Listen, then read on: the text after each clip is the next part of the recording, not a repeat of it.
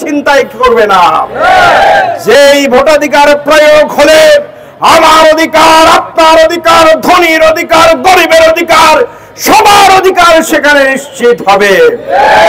আমরা বলেছি আওয়ামী লীগের সেই খনি দাও ব্যক্তিরা এখনো কিন্তু আমাদের নাকের ডগায়, প্রশাসনের ডগায় ঘুরছে। তাদেরকে অনেককে এখনো গ্রেফতার করা হয় নাই। আমাদের এই নারায়ণগঞ্জে সবচাইতে বড় গডফাদার সন্ত্রাসী নামে খ্যাত আলোচিত সমালোচিত ব্যক্তি শামীম ওসমান সাহেব, এখনো পর্যন্ত তিনি অথবা ওনার পরিবারের যারা সরাসরি হত্যাকাণ্ডের সাথে জড়িত তারা কেন গ্রেফতার হয়নি আমরা প্রশাসনের কাছে জানতে চাই। যারা দিন দুপুরে মানুষ খুন করেছে ইতিহাস নারায়ণগঞ্জে আছে না? যারা 7 খুনের সাথে জড়িত এটা কি নারায়ণগঞ্জের মানুষের জানা নেই?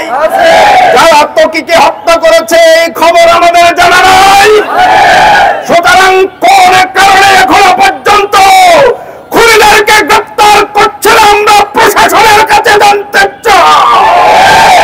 আসুন আগামী দিনে একটি নতুন বাংলাদেশ বিনির্মাণের জন্য দল মত নির্বিশেষে আমরা ঐক্যবদ্ধ হয়ে আগামীর বাংলাদেশ গড়ে তুলি।